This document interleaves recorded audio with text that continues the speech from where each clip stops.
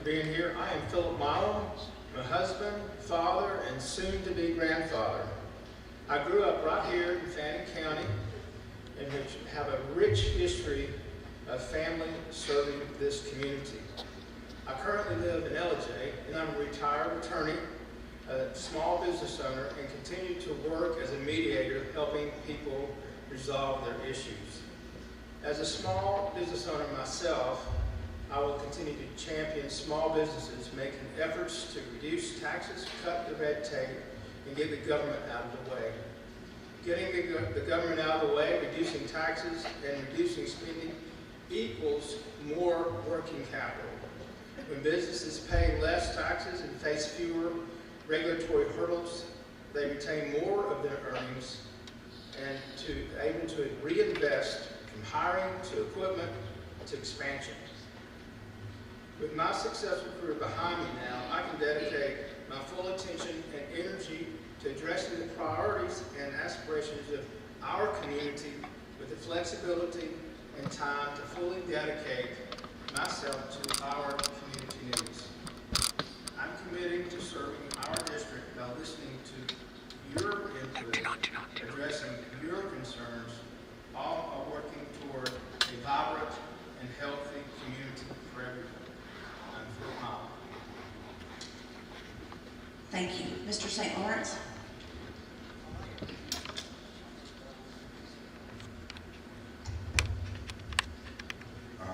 I'm Gary St. Lawrence. I live in Blairsville. I'm an Army veteran. My career has been in journalism with a distinct bent on politics. 47 years of everything from zoning boards up through members of Congress and presidential candidates. I focus on how the sausage is made. You've all had sausage and you know when it's good and you know when it's bad. I'm running because I see a lot of bad sausage coming out of the General Assembly. A lot of supplemental votes instead of the votes that really matter. We don't get votes on health care, but we get votes on a state flower. I see a lot of things that are broken. I have ideas on how to fix them, and to reiterate or prove that I'm not a politician, I will be readily to admit I don't have all the answers, but I know how to do the research and get the answers. So I will never tell you, I will never string you along with a fake answer. I don't do copy and paste, I don't do form letters. You'll get two answers from me. Yes, I know, here's the answer, or no, I don't, and I'll get back to you within 48 hours with the answer. I'm fiscally conservative, socially flexible, and I moved here because being up on a small town in the mountains in Georgia was just basically a lifelong dream, and we realized it in 2022. I'm Gary St. Lawrence. Thank you. Thank you. And Mr. Wade.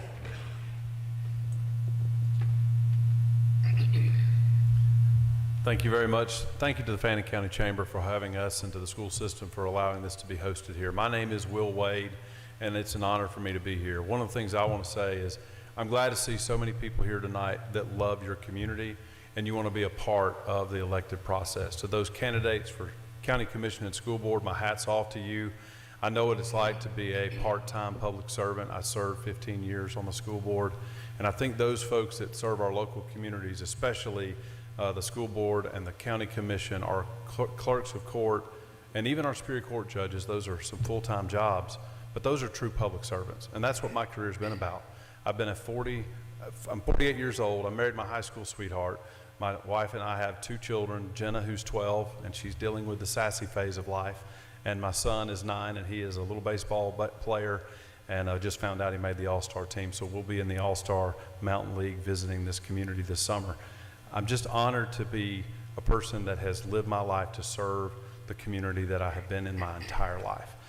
I got elected 5.5 years ago to serve as a state representative for Dawson, Lumpkin, and White. I have a conservative record of making sure that we kept boys from playing against girls in sports. I've lowered your taxes and been a part of that effort the last 4 years.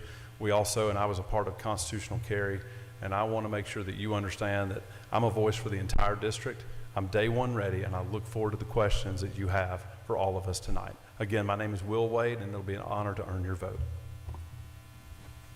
Thank you. All right, we'll start with our question portion. And Mr. St. Lawrence, we'll have you start with the first question. What role should the state play in protecting water quality, forest, and public lands in North Georgia?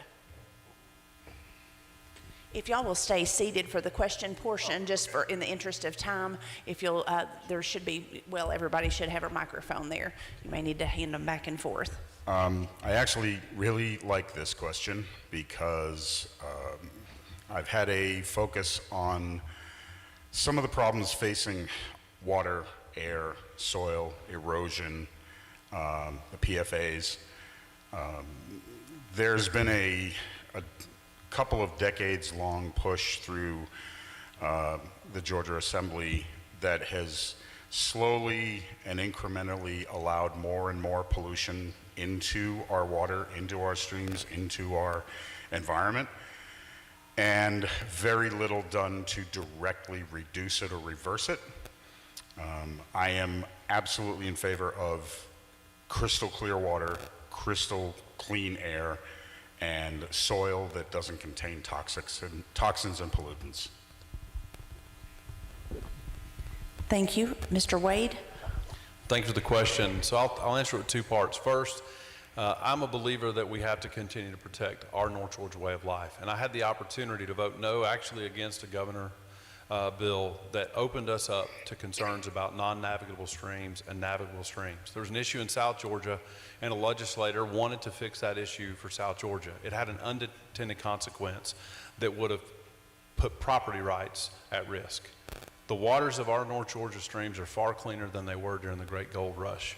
We have made huge strides.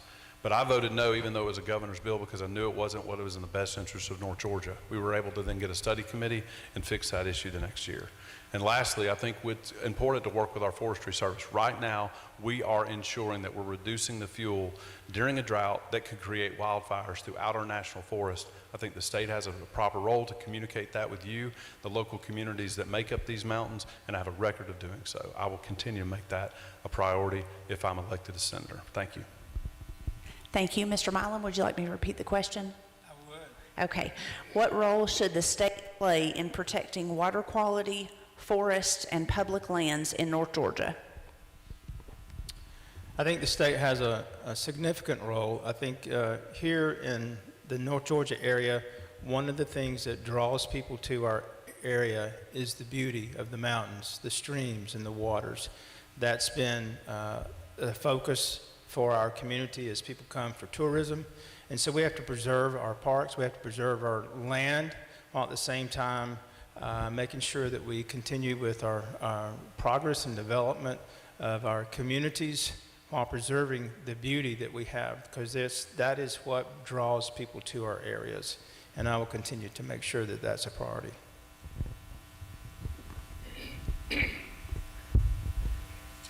So, Mr. Wade, you'll start us off with the next question, please.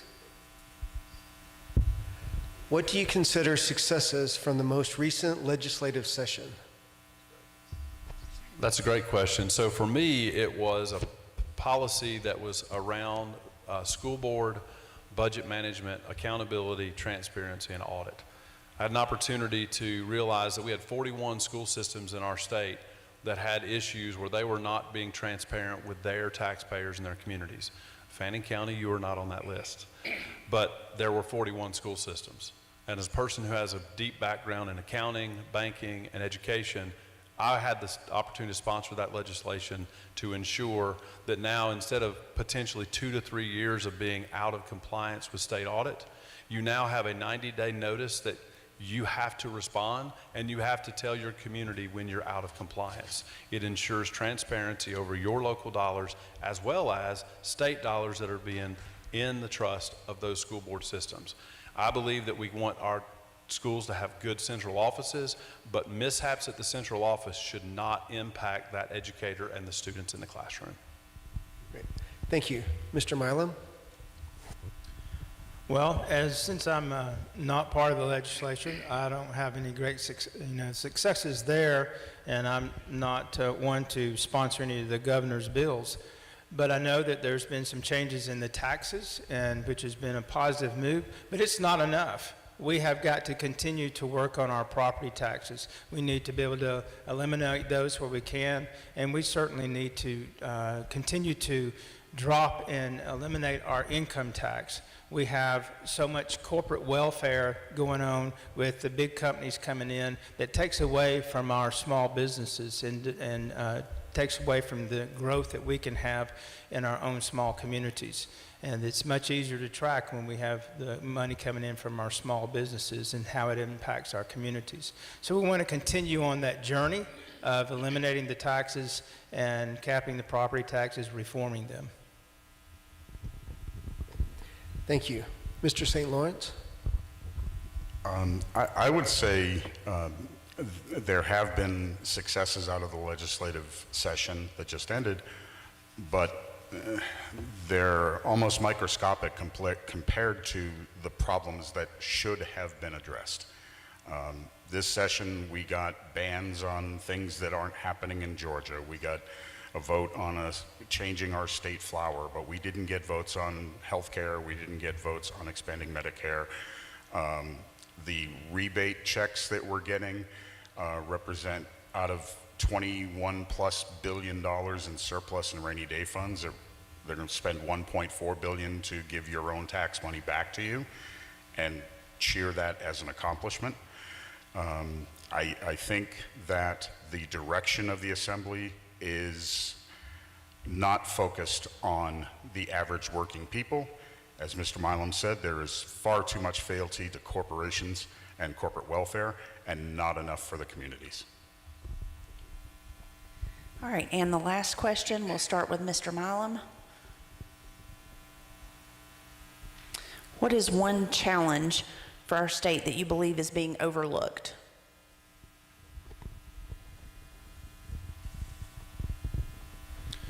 I think it's the balance that we must continue with, making sure that our growth is bridled growth, and continuing to eliminate our taxes and giving the money back to where it needs to go into the pockets of our people so they can take care of themselves.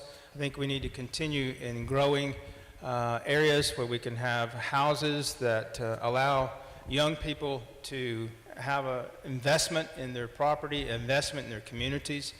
We have people getting into their first homes at the age of 37, 40, somewhere around there. And we need to be able to bring that back to an area where young people become invested in our communities because they have a say-so in it, because they own property and they can continue to develop their lives and develop a big part of our community. All right, thank you. Mr. St. Lawrence, what is one challenge in our state you believe is being overlooked? That is probably the hardest question of the night. I'm torn. I would say the quality of our state's education. We have a QBE, the Quality Basic Education Formula, that was written and implemented in 1984 and hasn't been updated significantly since. We have huge chunks of county school education budgets that are being put aside for lawyers' retainer fees instead of money into the classroom for the students.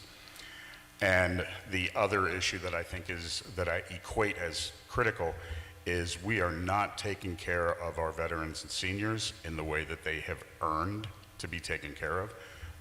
We get a lot of lip service, but we don't get a lot of delivery. Thank you. And Mr. Wade. Thank you for the question. Well, we all face many challenges at the local and state level in our nation. I think for us is, are we ready to have a high-functioning Senate with a senator that represents North Georgia that is focused on doing that job and not looking to run for higher office? I've got 3 reasons that I'm not going to be seeking any statewide office. It's Jennifer, Jenna, and Walker. I want to be your senator to be a high-functioning, policy-focused leader to communicate with what I think is the call of my generation. That is the embracing of the 10th Amendment as the federal government continues to need to push down to us the responsibility which is the closest to you is the people, whether it deals with water issues, education issues, affordability. We at the state need to be ready to step up because the federal government has failed. It's our job to take our state back and take us in the direction that's in the best interest of North Georgia and all of our fellow Georgians. That's the challenge, and I'm excited to continue to work on your behalf to face it. Thank you. Thank you. And now we enter the closing statement portion of this panel forum, and we'll do that in reverse alpha order. Mr. Wade, you'll go first, and you're welcome to use the podium if you like. I always loved being in North Georgia and Fannin County. I remember playing basketball here in the 90s. We probably lost a few more games than we won, but we always had great competition, and I love competition. Glad these gentlemen are here tonight. I'm sorry that one of the candidates didn't decide to come and face you. I will always be a part of this community. I will spend time here to listen to you, to serve. This is a part-time job. It is designed that way. We have a citizen legislature. My family, my faith in this district will be my focus. I will be visiting with you. I will be a phone call away, and I follow the farmer's sundown rule, sunshine rule. Sun up to sundown, I'm available. Don't call me until after 2 o'clock on Sunday, but I'm available all the day long. And people that know me that are here, I hope you'll listen to them about my record of service and delivering on real results, because I care about this district, not for myself, but for my children, your children, and what I hope to have as future grandchildren. We're facing extreme challenges that can be met if we're honest with each other, if we're truthful. I actually see a path to have not only capped property taxes, but ending property taxes on your homestead. I've got a plan that would take it there in 8 years, and we would get rid of about half of the corporate tax cuts to get rid of your income tax across the state in that same time frame. School systems in this state, there are 10 that have 1 penny. I hope that we can give all of them that extra penny. Thank you. Thank you. Mr. St. Lawrence?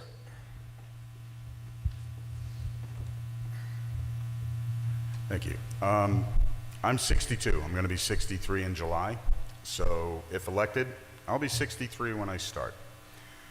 I have absolutely no intention of campaigning when I'm 70. I have a specific set of things I want to accomplish. I've got it mapped out into first session, first term, second term. And if I cannot accomplish those in the first and second term, there will not be a third. And even if I do accomplish, there won't be a fourth. I'm committing to 6 years. I have no aspirations for higher office.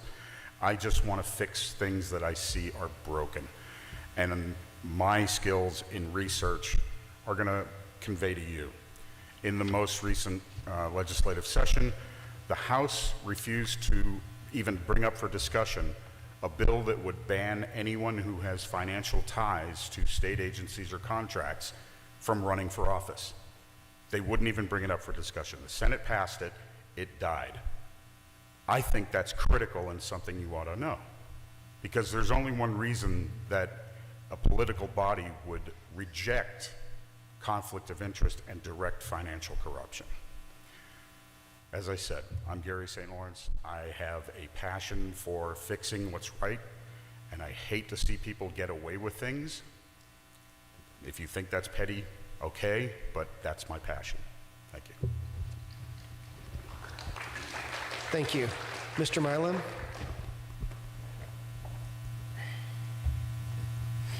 Thank you again for being here tonight. And again, I've been a part of this community for 50 years. My family has served this community.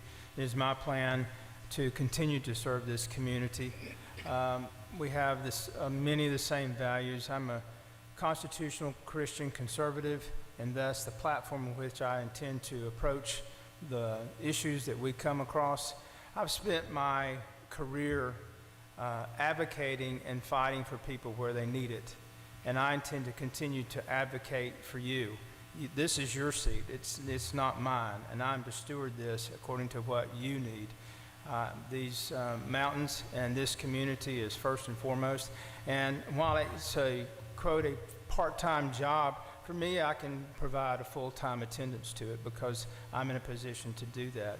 And I care about this community and the progress and the future of it for not only us, not only for our children, but our future grandchildren. And we can see a beautiful place that continues to grow, but also have the values that we want to carry on throughout our history. So thank you. I'm Philip Milam, and I appreciate your vote.